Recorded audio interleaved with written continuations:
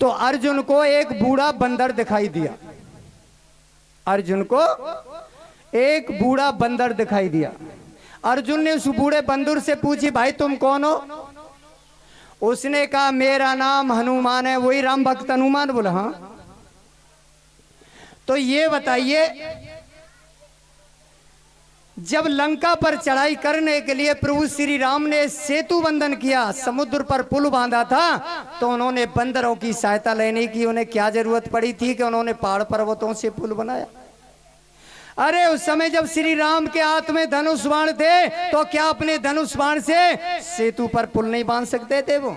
अगर उस समय मैं होता तो एक ही बाण से ऐसा पुल बना देता कि श्री राम की सारी सेना पार उतर जाती। हनुमान जी कहने लगे कि तुम्हारे बाण के द्वारा बनाया यह पुल तो एक बूढ़े बंदर का भी भार सहन नहीं करता। बोले ठीक है, मैं पुल बना देता हूं, तुम तोड़ो। हनुमान जी ने कहा बनाओ।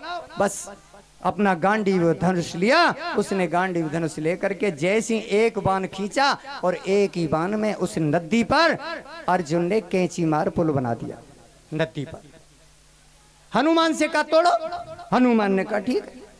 हनुमान ने कही जय श्री राम, और जैसी हनुमान ने कही जय श्री राम, हनुमान जी बढ़ने लगे।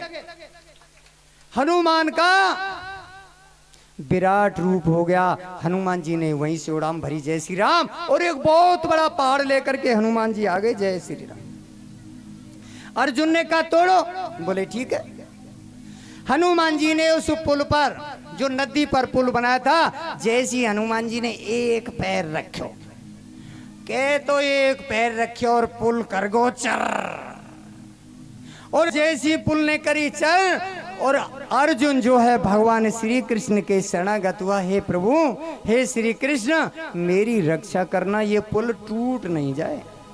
अगर ये पुल टूट गया तो लोग कहेंगे यही भगवान श्री कृष्ण का सखा अर्जुन है, जो इसके बराबर कोई गांडीव धनुष में निपुण नहीं है।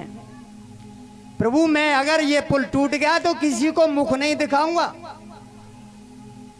जब पैर रखने से पुल चर कर गया, टूटा नहीं, तो हनुमान जी भगवान श्री राम के शरणागत हुए। हे प्रभु श्री राम, ये पुल टूट जाना चाहिए। अगर ये पुल नहीं टूटा तो लोग कहेंगे ये राम भक्त हनुमान जिसकी सहायता से लंका पर विजय प्राप्त की। अगर ये पुल नहीं टूटा तो प्रभु श्री राम मैं किसी को मुख नहीं दिखा पाऊंगा, पुल टूट जाना चाहिए। अब देखो कैसी विडंबना है। अर्जुन श्री कृष्ण के शरणागत कह रहा है कि पुल नहीं टूटना चाहिए, अगर टूट गया तो मैं मुख नहीं दिखाऊंगा। और हनुमान जी कह रहे हैं कि पुल टूट न जाना चाहिए, अगर पुल नहीं टूटा तो कहेंगे सब यही राम भक्त हनुमान है, इसलिए प्रभु मैं किसी को मुंह दिखाने के लायक नहीं रहूंगा, पुल टूट जाना चाहिए। जब दोनों की, अर्जुन की भगवान श्री कृष्ण से और हनुमान की भगवान श्री राम से जब स्तुति करने लगे और उनका स्मरण करने लगे, इतने में हनुमान जी ने देखा कि इधर से नदी में पानी बह करके आ रहा था, और इधर जो नदी बह रही थी उसमें खून बह के जा रहा था।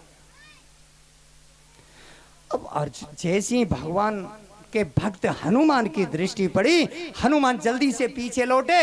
उन्होंने पर्वत नीचे रख दिया और झांक करके उस पुल के नीचे जब देखा हनुमान जी ने, तो प्रभु श्री राम उसके नीचे कंधा लगा के खड़े थे पुल के नीचे। कहा हे प्रभु ये क्या हो गया? मेरे अहंकार के कारण मैंने अपने प्रभु श्री राम को इतना कष्ट दिया। हे प्रभु आप बाहर आ जाइए। इतने में अर्जुन आए। अर्जुन देखा कि श्री कृष्ण कंधा लगा के पुल के नीचे खड़े हैं। अर्जुन कहने लगे हे प्रभु मेरे अहंकार ने आज हाय हाय ये क्या किया, मेरे कन्हैया को कंधा लगाना पड़ा पुल के नीचे। हे कन्हैया मेरी रक्षा करो, हे प्रभु मुझे क्षमा करो आप, हे प्रभु बाहर आ जाइए। हाय हाय ये क्या हो गया? अब तो दोनों भक्त गिड़गिड़ाने लगे, हे प्रभु बाहर आइए, प्रभु बाहर आ जाइए, हमको क्षमा करिए, हमने बड़ा अपराध किया, हमारे अहंकार ने आज आपको इतना कष्ट दिया।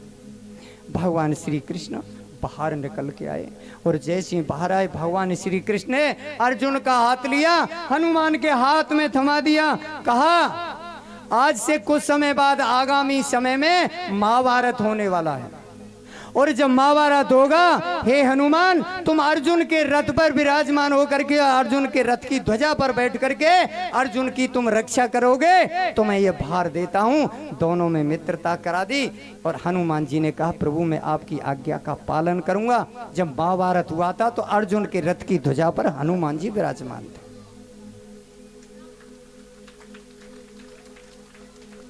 शास्त्र कहता है, और जिनके रही भावना जैसी, और प्रभु मूर्ति तिन देखी तैसी। जो जिस भावना से प्रभु को भजता है, भगवान उसी रूप में उसकी सेवा को स्वीकार करते हैं। इसलिए हमें जिस रूप में भी भगवान की सेवा करनी हो, भगवान की सेवा करो। भगवान की सेवा करने से सभी देवी देवताओं की आराधना अपने आप हो जाती है। जैसे तुलसी की जड़ में पानी देने से तना शाखा डाली सब ये हरी भरी हो जाती हैं, उसी प्रकार से भगवान श्री कृष्ण के शरणागत होने से सभी देवी देवताओं की पूजा अपने आप हो जाती है।